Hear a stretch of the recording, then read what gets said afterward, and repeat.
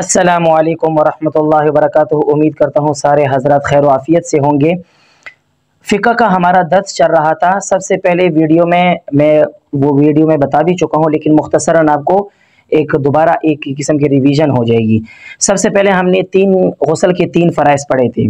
पहला गुस्ल का फ़र्ज़ क्या है कि कुली करना, दूसरा फ़र्ज़ है नाक में पानी डालना, तीसरा है कि पूरे बदन पर इस तरह पानी बहाना कि एक बाल बराबर भी जगह खुश्क ना रह जाए।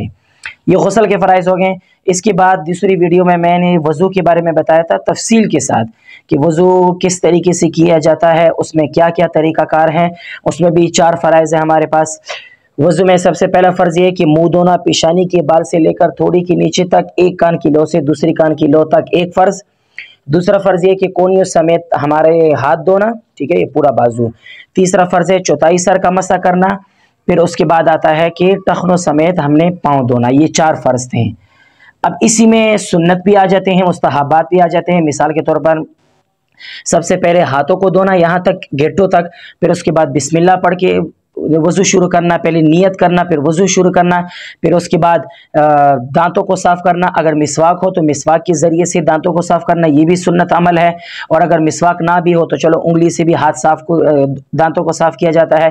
फिर उसके बाद आ जाता है जी वज़ू की तरीक़े आकार आपको मैं बता रहा हूँ कि इसमें सुन्नत क्या क्या चीज़ें हैं। फिर उसके बाद आ जाता है कि जी मसा करना, पूरे सर का मसा करना, ठीक है, कानों का अंदर की तरफ से खिलाल करना, और ये जो है इसका मसा करना, गर्दन का मसा करना, ठीक है। ये पिछली की साइड है, आगे की साइड, ऐसे मसा नहीं करना कि यहाँ से शुरू करने के बाद यहाँ तक लेकर आए, ऐसे गलत तरीका है। साइड से मसा करना, ये साइड की जो जगह हैं इनके बारे में हुक्म आता है, ये नहीं करना। बाज़ लोग हम यहाँ से शुरू करते हैं और हाथों को यूँ लेकर आते हैं, ऐसे गलत तरीका है। बल्कि साइड की जो जगह हमारी है ना, ये जो जगह इनके मसे के बारे में हुक्म आता है कि ये करें। फिर उसके बाद उंगलियों का खिलाल करना, ठीक है।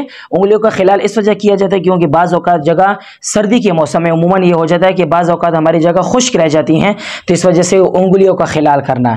फिर उसके बाद आ जाता है जी हाथों को धोना, ये भी आ गया। फिर उसके बाद पाँव को धोना, हर उसको 3-3 बार धोना है, ठीक है। जैसे एक मरतबा जब धो लिया ना, ये फ़र्ज़ अदा हो गया एक मरतबा, लेकिन 3 मरतबा किस लिए धोते हैं? एक तो सुन्नत अमल भी है, दूसरा ये कि सही तरीके से हमारा पानी जिस जगह तक पहुंचना चाहिए उसी जगह तक पहुंच जाए, ठीक है। उसके अलावा हर उसको पे दर पे धोना है। ऐसे नहीं कि मिसाल के तौर पर अगर मैं यहाँ मिसवाक कर रहा हूँ, मिसवाक करने के बाद मैं उठ गया किसी काम से या किसी का फ़ोन आ गया, फिर मैं आगे उसके बाद आगे शुरू करनी है, ऐसे नहीं करना। बल्कि पे दर पे वज़ू करना। ऐसे नहीं कि पहले आप पाँव से शुरू करो ऐसे नहीं कि पहले आप पाँव से शुरू करो फिर उसके बाद ऊपर की तरफ आओ, ऐसे गलत तरीका है। शुरू से जहाँ से शुरू होती है वहाँ से शुरू करें, ठीक है, जैसे अल्लाह ताला ने हमें हुक्म दिया और नबी अलैहिस्सलाम और सहाबा कराम से जैसे हमने सीखने को मिला, ऐसे ही हमें तरीके करने चाहिए। उनमें ही हमारी खैर व आफियत है।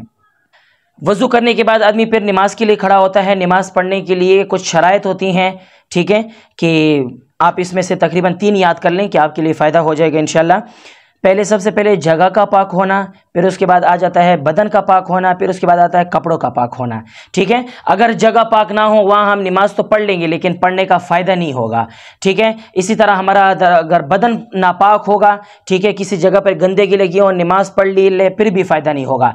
इसी तरह अगर हमारे कपड़े नापाक हों तब भी नहीं होगा। लेकिन आजकल लोगों का क्या तरीक़ाकार है, हम जिससे भी कहते हैं कि भाई नमाज पढ़ने आ जाओ, वो कहते हैं मेरे कपड़े नापाक हैं। ऐसी गलती भी नहीं करनी चाहिए। मुसलमान है, मुसलमान को 24 घंटे साफ सुथरा रहना चाहिए, ना कि इधर उधर की बातें करें कि कभी ये करें कभी कहते हैं मेरे कपड़े नापाक हैं, ये वो है। मुसलमान को साफ सुथरा रहना चाहिए। जब साफ सुथरा रहेगा तब अल्लाह ताला इसकी सारी इबादत को कबूल भी करेंगे। तो कल से इंशाल्लाह हम नमाज के बारे में पूरा तफसील के साथ पढ़ेंगे कि नमाज को किस तरीके से अदा की जाए, ठीक है। फिर नमाज में पहली रकत में कौन सी सूरत होती है, दूसरी रकत में कौन सी पढ़ी जाती है, फिर रुकू, सिजदा, क़ियाम, सारा कुछ इंशाल्लाह तफसील के साथ आपको इस वीडियो में बता दिया जाएगा इंशाल्लाह।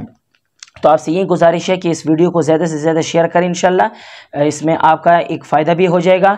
और जैसे कि मैं बताता भी रहता हूँ कि अगर दीन का हम एक बाब सीखेंगे, एक बाब, ठीक है, इल्म का एक बाब अगर हम सीखेंगे तो 1000 रकात नमाज पढ़ने का हमें सवाब मिलेगा।